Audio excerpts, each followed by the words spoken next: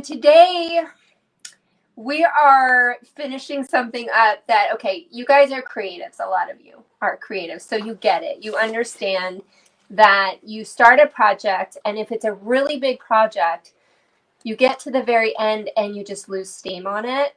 So this is one of those projects that we started. It was very big, the gallery wall, and you guys loved it, and then we loved it. Very terribly left off the last and I think pieces. In one of the videos, actually the last one, we were like, we're so tired of the gallery wall.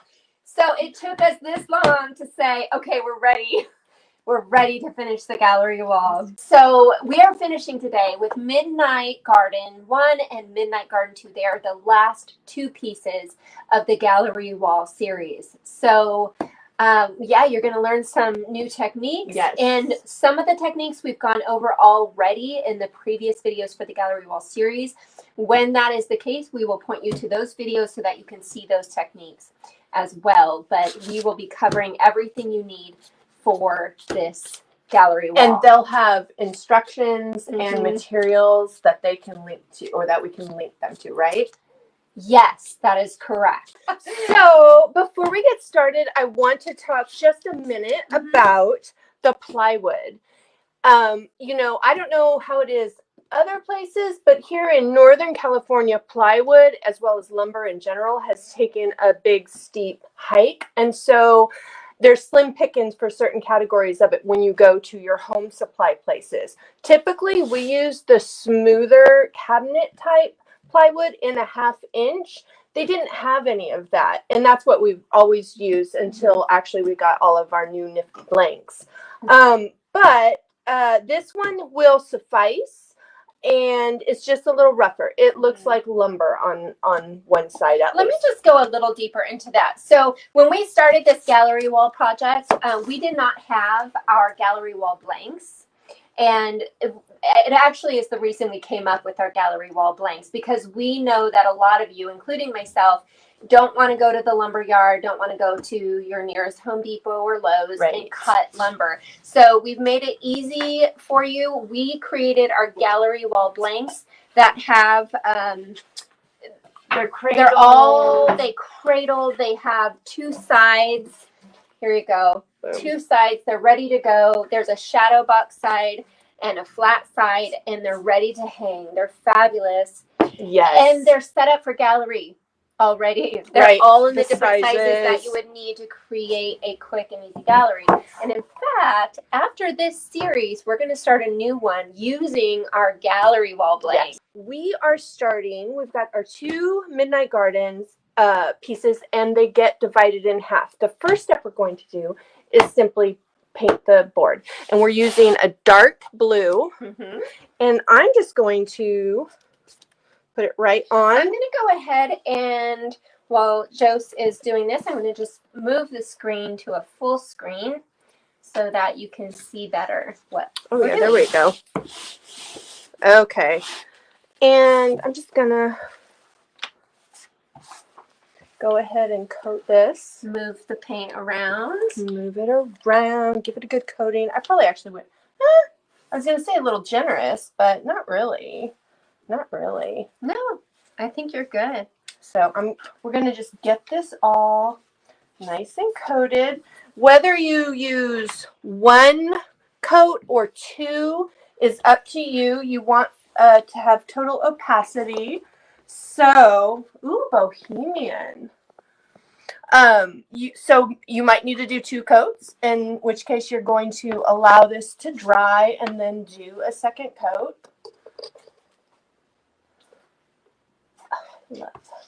I love the way paint just moves with silkiness across the surface. So this isn't your favorite shade of blue, Douglas? Well, you could always use another shade or mix whatever shade you want. It's just a deep blue. And when the project all comes together, it will be actually probably darker and a little less saturated for this project. So anyway. That is the beauty, is you can change these colors to be what you want them to be. Exactly. There, now we have the whole board in view. Oh, fabulous. Okay, so you're going to get that coated. If you need 2 coats because you find anything showing through, then you're going to coat, dry, coat, and move on to the next step. Let's get this out of here. Thank you. And the next step is for this project to seal with a sealer. Let me go ahead and wipe this off. Let's just use this to... Oh. I know, right? I know. It's true.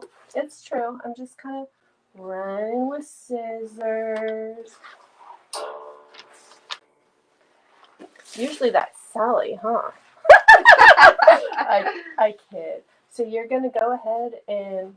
I used too much, more than I needed. But you're going to coat this with your... I'm going to do this. I'm going to move this out of the screen so you can't tell that I use that I use too much. Do you want to get like a bowl, Sarah, and we can get the excess off? Okay. She ran with scissors and someone died. All right, let's do this. Okay. I think that's perfect. Is that good? Yeah, that's great. Okay. It's fabulous. Everything's perfect. It's not a problem. It's not a problem. So get a nice coat on there. Boom, boom. And then we set this aside to dry after you've got a nice even coat on there. Okay? Mm-hmm. Beautiful. Right. Fabulous. So now you've got it coated, you've got it dried. The next step is that we are going to mask off, okay? And we are using this really thick tape. Now, this is one of those techniques that we reference many times in the other gallery wall videos. So if you're like, this is moving too fast for me, or I want to know more about that, then please do check out the other gallery wall videos. Mm-hmm. This one, now we're using a paint safe tape, but I am going to also, what you don't see is I'm going to take it on a surface lightly, not that one, my clothes, there you go, and de-stick it. I'm putting it actually against like my apron and then pulling it off. No big deal. That just takes the tack down a teeny bit because this is fresh. You don't want to pull your paint. So I'm going to do it the length with this. Why do you have to seal the paint? That's an excellent question. We find that you are going to enhance the adhesion of your transfer to the surface that you're going on. Excellent question, Diane. If you use a water-based sealer over your chalk style paint, mm-hmm. because you're taking that really open pore and you're creating a more stable surface, and the transfer can stick. Some of you have probably used transfers on glass and you're like, wow, that just like grabs it so fast. Well, you're kind of creating a little more of that less porous surface and kind of binding it and creating a spot that's going to adhere to better. Okay, now we've got the top and the bottom. I'm going to do the same here and here.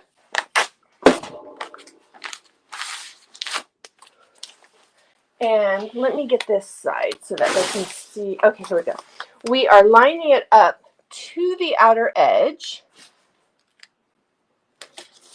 like so. So this thick paint or tape, and you could use a thinner tape if you wanted, and just do it that way. This is super convenient, so we're just doing that. There we go, and one more piece. So now we are going to just make sure that this outer edge is down securely. I should have brought up the actual written step outs we have for us to reference. You want a fine tip, permanent black ink art pen. And then you're going to go through and just right up against that tape, you are going to put a line down. This is just establishing this edge which is going to enhance the matted look when we're done. And you can feel the edge of the tape and just stay right against that. Again, we go into deep detail on this, on the shadows and the mitering and everything creating this faux frame in at least a few of our other videos in the Gallery Wall series. So make sure to go back and check those out. I know the Cubano piece is one that we go into great detail with. So now, this is our next step. We are going to be applying the transfer, and we are going to be using the left side with the bird for this one. My question is, I feel like, yeah, that works, huh? Yeah, because totally. we kind of need it in that more portrait. Mm-hmm. Should I turn this? No, because it'll just flip it sideways. Okay, so here we have, like we said, we're using the Midnight Garden. Now, I think we could actually probably go to split screen again if we want to, because this is in a different, Whoops. Ooh. You can see here, that side. Okay, there we go. You can see the examples on here with the Midnight Garden and that gold, and they're in Midnight looks so pretty with gold with that max. Oh, yeah. So we're going to use this one and this one. You guys will get a close-up look on how we combine the paper, the pad transfers. Yes. And how we combine so we can, let's lay this out, how we are going to want it laid out. And it basically, and this is a great demo on creating your seamless images. So let's go ahead and do, I think, this bottom one first, and let's line this up right to there. Okay. Now I want to make sure to keep this perpendicular, so not like cattywampus, because however you lay this first one down will affect when you lay the second one down in the directions. So I'm going to line up that bottom line with my tape line, which is easy to do. Okay, and we have it nice in there. And then I'm going to apply this.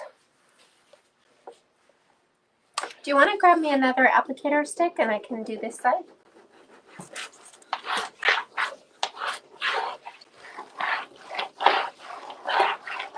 Weren't you going to move to this one? Or is that for the next? Oh, I was, but we did that whole step on camera. We had another step out prepared, but we just ended up doing the whole thing. So that's okay.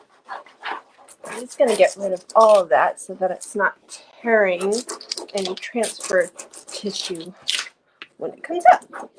Cool. Okay, now I'm going to take a piece of this and burnish.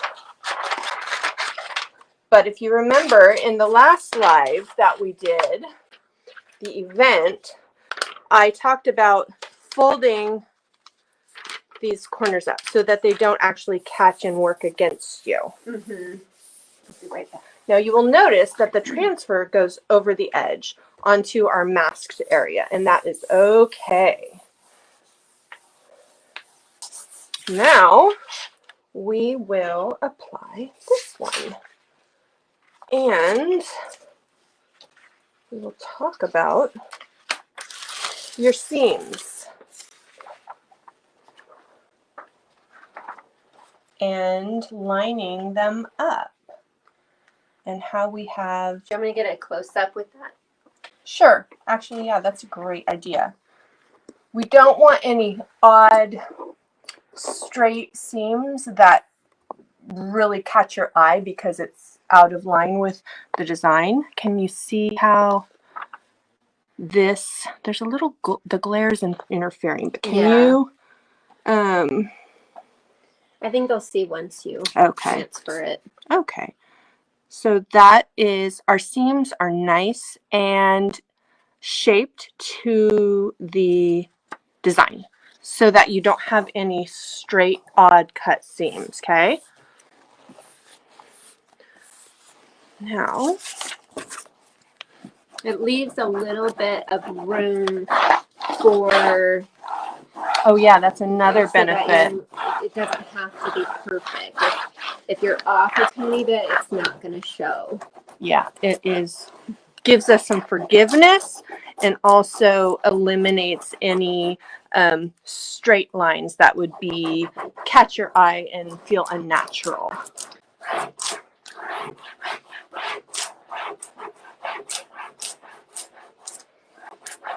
So last year, might have even been the year before, I'm not sure when we started the gallery wall series, but we took one piece of 4-foot by 8-foot plywood and we created an entire gallery wall from it. And we made it a YouTube series. So if you can find it on our YouTube channel, and we have a beautiful gallery wall created with IOD products. And we laid out, it's on our blog. There's a link. If you start the gallery wall series on our YouTube channel, there's a link to the blog post where you can get the template for the cut pieces and so on. So that is the gallery wall series. We're completing it today. And then we're going to start a new gallery wall series that uses our wood gallery blanks. So that is upcoming. So Chime in. You can start fresh with the new one if you want. In fact, I might recommend that simply because the older one might have some sold out product on it. You probably want to start with the new one. So yes, if you can started definitely... the last one, let's finish it up with this. But if you haven't started the gallery wall, I would wait until we start a fresh coming soon series. You're gonna love it. Soon. It's hot. Okay. What was I going to say? Oh, okay. So when you'll see you don't have any straight seams happening in here that make it awkward or difficult. It's super easy to align, and we love that. So I'm just using my thumbnail to make sure the pieces that are up against this tape are down good, because when you pull this, the tendency is going to be for it to pull up and to give you more jagged edges, which you plan for and you figure I'm going to touch those spots up. So this just kind of helps establish that. Okay, I flew a wrench into the plan and asked Sarah if she would grab us a little bit of wax, because before we pull the tape, we're going to wax this. Okay. And then after waxing it, add a little dark wax.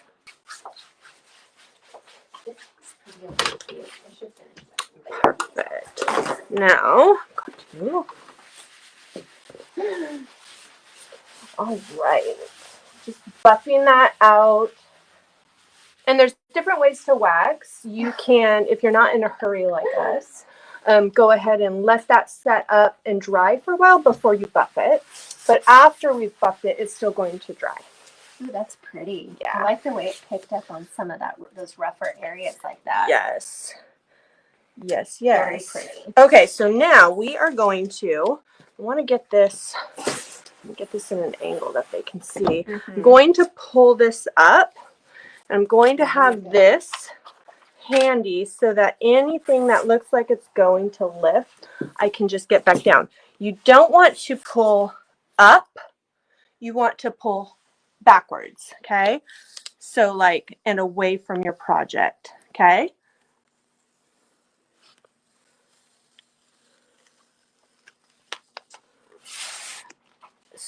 As tight as angle as you can, not up, down, and away.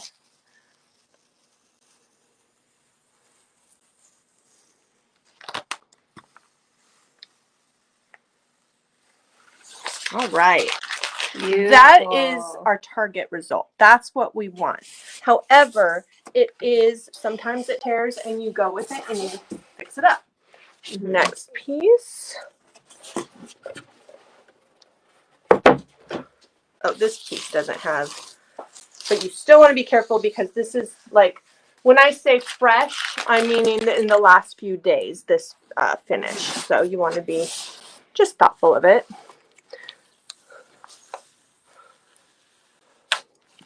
Now, when we get a nice close-in picture here, you'll see the spots where we used ink up against the tape and how it just adds just a little pop. Accentuates that edge, giving you a continuous visual line that enhances that faux kind of frame look. So now that I've pulled the tape up, we're going to use the same little sheet that we're kind of using as a clean, smooth burnisher, and we're going to gently just tend those edges and make sure that they're good and down. It's stinky. I know. We need to put our fan on, and you need to use this in a well-ventilated area. If we start acting silly, you know why. So we are going to be putting this on. We're not going for perfect. And when we're up against these edges, we're going to mind that line, but it's not going to be perfect, and that's okay. We don't want to go back and remask that area because that will be particularly vulnerable to lifting. However, if you wanted to be more perfect about it, there's an easy way. You could use something like this or even a straight edge. But typically when you're using something like that or doing that, or even with paint, then you might need to deal with some bleed under. So I feel like what I end up doing is simply going on, you know, with giving myself some margin for error, and it's okay. Okay, so use a fan to pull the fumes out. And some mask. Yeah, mask works good too. I don't know, where would you find a mask though? Masks are so hard to come by now. Yeah. So you're just going to go right along. You want to get a brush, and so this is kind of what I'm targeting right now. And of course we're going to get that outer edge, but I'm not wanting solid. Oh, you're not? No. Now you could do it more. Did we do it solid in the... No. No? Okay. I didn't remember that. Some places will be more solid than others, but I like it to kind of come through in areas like that. You find a lot of time with old gold leaf that's the case. In fact, many times you see little chippy edges where the seams, because you know they would go on in squares, didn't take all the way, and so you've got that kind of brokenness in the gold when you're working with. A nice little tip.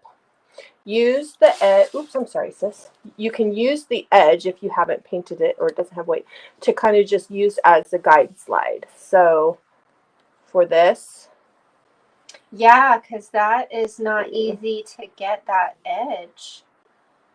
There we go. Like I said, I feel like it wouldn't be perfect. And that's okay. Like, what? You feel like what?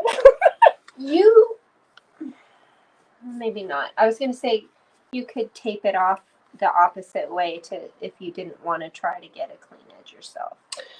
But then you might mess with the finish. Yeah, you are going to definitely pull up some of the transfer because it's not intended to be able to withstand like industrial tape pulling. Right. So yeah, definitely that's going to happen if you do that. See, I love these kind of stop marks and brush strokes. It has a graphic look. Who knows Gustav Klimt, the artist that uses the gold and the gilding in and has all those little details? Oh yeah, I totally do. Gustav. Who doesn't know about Gustav? Anyway, it reminds me of that. Maybe it's just because he used the gold in his artwork so much, that's not typical. Like, you don't see that a lot in most artwork. Sure. So let's lift this and showcase this. This is done. You're going to let it dry thoroughly so you don't have the stinky paint all over you.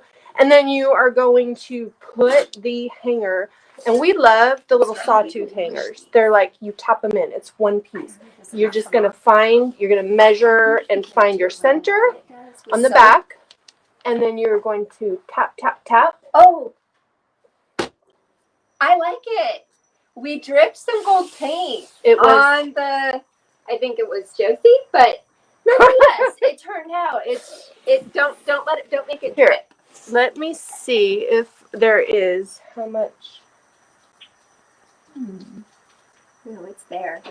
I like it. Okay. I Just feel as like long it's, as I think we can lift it without it. without it dripping. So there's a little drop of gold paint over here. But guys, what do you think? What do y'all think? Wasn't that quick and easy and so sophisticated? Such a sophisticated piece. How does it look on our wall finish with the rustic wall finish?